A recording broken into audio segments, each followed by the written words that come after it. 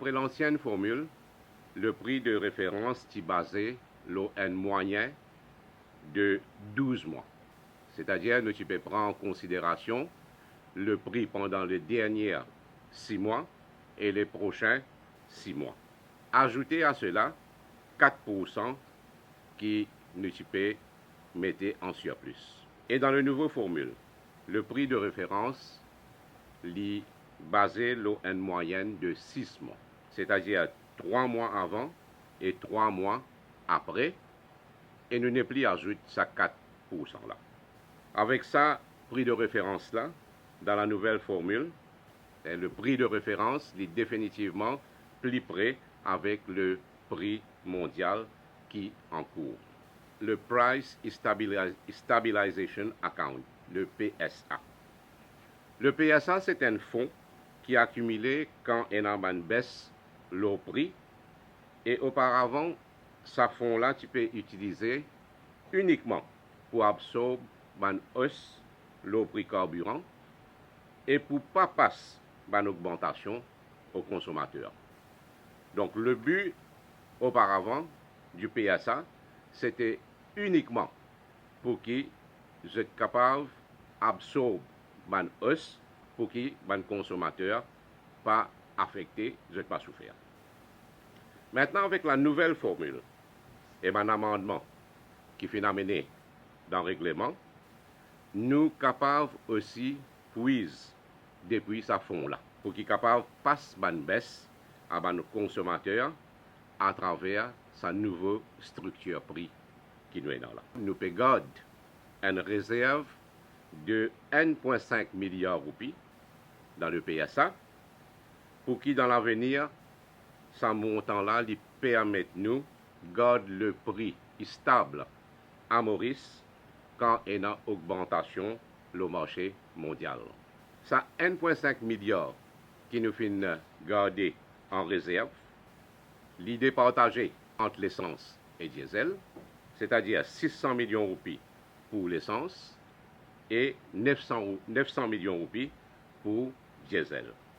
Aujourd'hui, avec la baisse dans les produits pétroliers qui peut maintenir le marché mondial, le fonds du PSA reste au-delà de sa plafond de 1,5 milliard de roupies. Et au 31 janvier 2016, le fonds du PSA pour l'essence est estimé à 820,4 millions de roupies. Et pour diesel, le fonds du PSA est estimé à 1 milliard 178,3 millions de roupies, qui fait un total de 1 milliard 998,7 millions de roupies. Hier, l'étant le PPC fin juin, automatiquement, il y a un excédent, c'est-à-dire le fonds, le total, les 1 milliard 998,7 millions de roupies, et nous mettons un plafond de 1,5 milliard. Alors, ça excédent de fonds-là, nous passer à un consommateur. Ça qui permet nous d'amener une baisse dans le prix du carburant. Le prix de l'essence passe de 41,35 le litre à 38,85 le litre, soit une baisse de 2,50 qui représente 6,05%.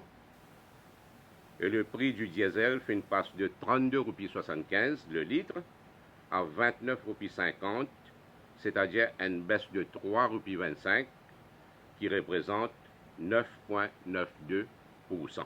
Là, moi, je voudrais faire ressortir que depuis l'application de la nouvelle formule, en l'espace de 2 mois et demi, finalement 2 baisses dans le prix de l'essence qui arrive à un total de 7,10 roupies le litre, et finalement aussi 2 baisses dans le prix du diesel qui fait à nous un total de 6 roupies le litre.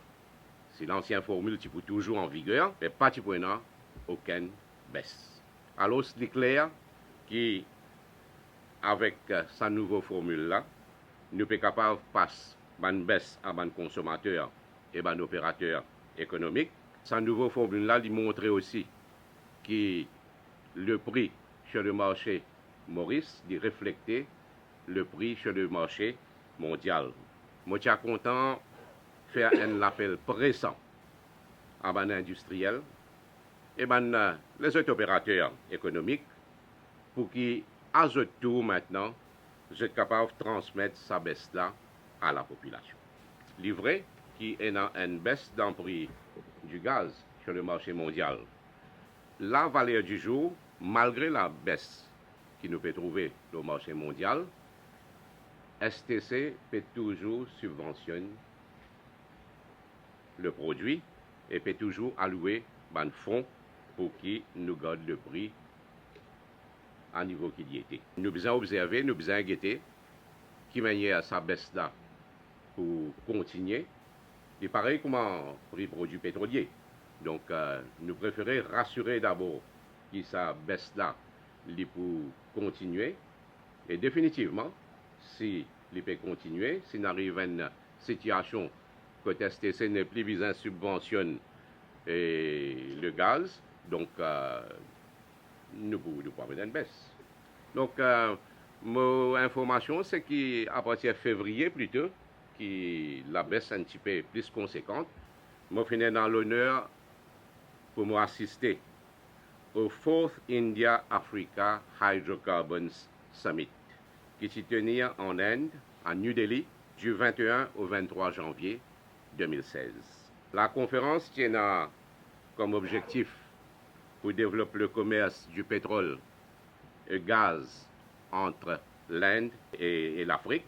Il tient l'occasion pour nous présenter le projet de Bunkering Hub de Maurice, avec nos positions stratégiques entre l'Asie et l'Afrique. Je veux dire que ce projet-là finit très bien accueilli par une délégation qui est présente. La partie indienne affirme son soutien pour que Maurice soit capable de développer ce nouveau secteur de l'économie. Dans sa perspective-là, je demande qui dans le nouveau contrat entre STC et MRPL, nous prenons ça en considération afin que Maurice vienne compétitif dans le secteur de bunkering.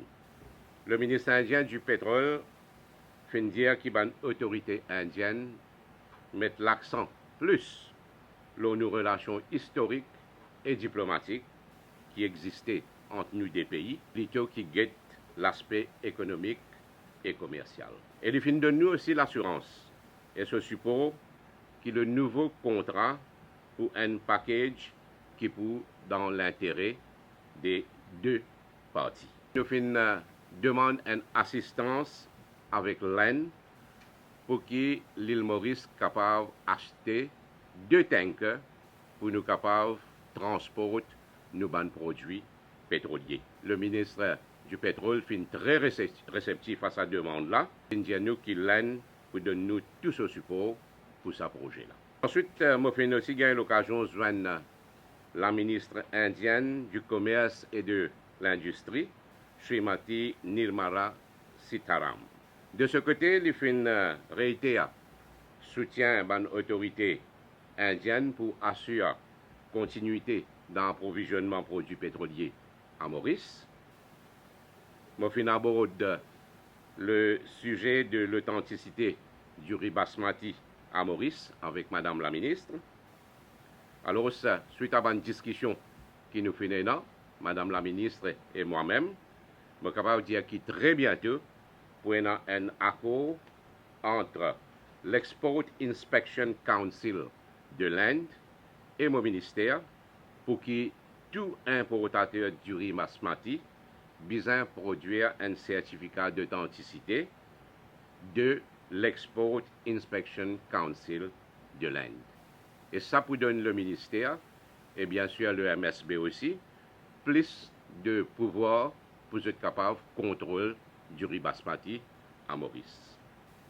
Aussi, Madame la ministre fin d'accord pour qu'il l'Inde donne nous une assistance technique dans le domaine de la protection des consommateurs et de la métrologie.